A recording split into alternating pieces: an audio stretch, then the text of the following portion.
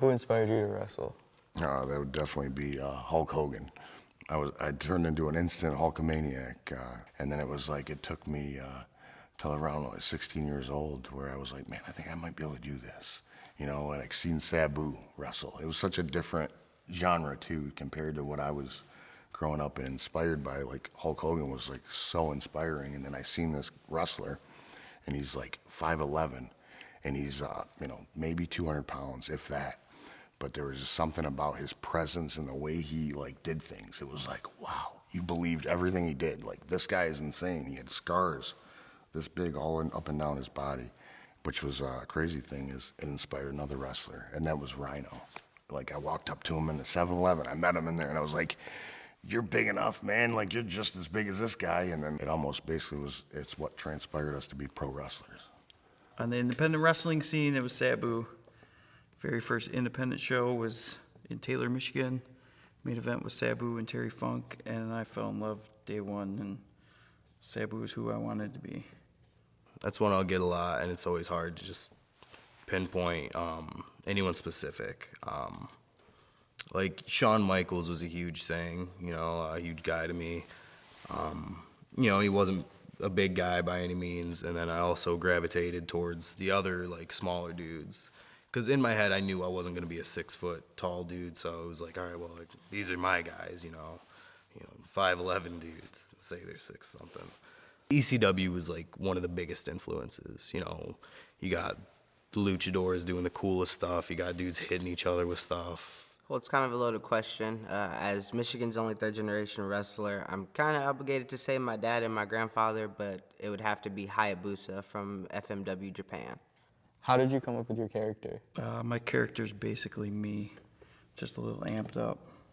Because right now I'm calm, I'm kind of quiet, but when wrestling, I'm loud, I'm crazy, I beat people up. I can't beat people up in real life.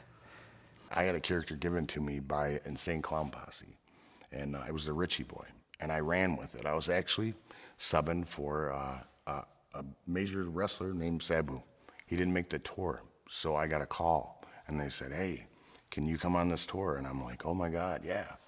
Well, I left the tour as JCW champ, and then this character now is sort of like everything of, it's like the maturity of Richie Boy, you can't be a boy all your life, so I became the Undisputed King. My character is essentially me. In some spots, it's me turned up a little bit, and in other spots, me maybe turned down. I didn't. I'm not a character. MM3 is exactly who I am in everyday life, just cranked up to 11. What's been your most memorable moment so far? Definitely wrestling Chris Candido, and for the Insane Clown Posse. It was a pro Juggalo audience. Neither one of us were the baby faces going in, so we originally should have been booed out of the building. Wrestling in an octagon ring for the first time, I went to a 20-minute draw with my hero. Somebody I'd idolized. I've had many memorable moments right now, but my most would be pinning Nick Gage for the Horse Slam Deathmatch Championship. I got to tag with Raven. That was a huge one, going back to the ECW stuff. That one was, I was amazed that I was able to do that. Had matches with thumbtack matches with Bry or Wellington, just regular hardcore matches with Dickie Bronson or MM3, those were all just killer. And then again at Horror Slam, I pinned Necro Butcher. And Necro Butcher, he's a dude you would see on all the CZW videos on YouTube when you were young. Well, for me, when I was younger, and you saw Necro Butcher, you knew you were gonna see something kind of scary. And so to wrestle him and get the pin, that's probably one of the best wrestling moments for me, ever. That was killer. So far, my most memorable moment is when I main evented Cobalt Hall with my dad in a cage death match. What defines you as a wrestler? I guess a lot of things. I guess my hard work, my ethic that I try to instill in my students and the kids that I'm mentoring. It's I try to teach them to go into every match being a little more positive than negative.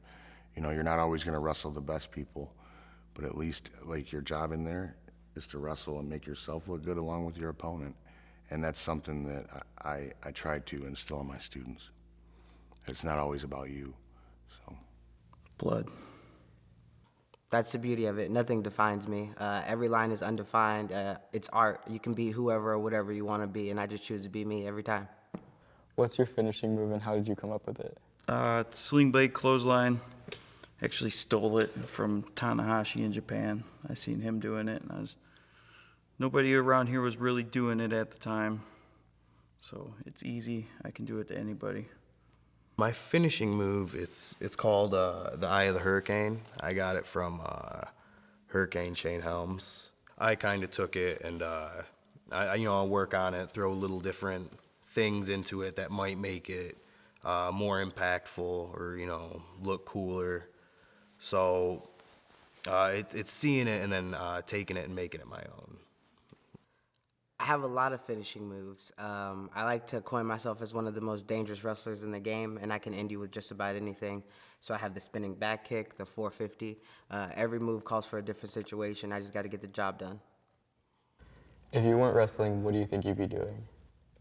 Coaching amateur wrestling for sure. It was my second love. It's almost like between that and like I still get goosebumps when I watch UFC. So I think maybe that was a possibility actually. Working at a zoo or maybe a veterinarian, something with animals. Probably not too much. Probably not too much at all.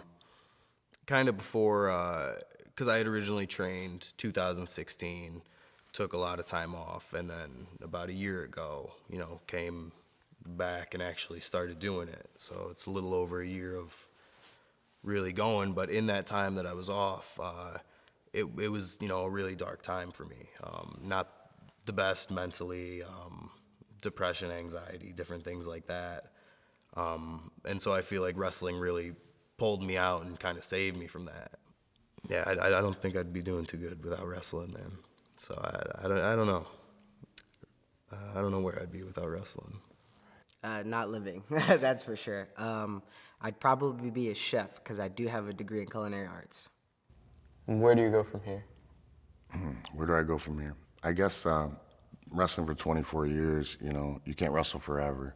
So I'm sort of making a transition right now to being a promoter.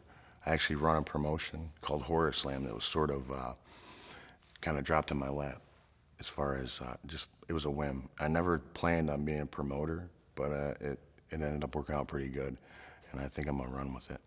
Straight to the top. Everyone wants to be able to make a living or be on television. So right now it's full speed ahead towards that and taking whatever I can to get there and eventually be the best, There's nowhere to go but up, down, left, or right, depending on which way you're standing.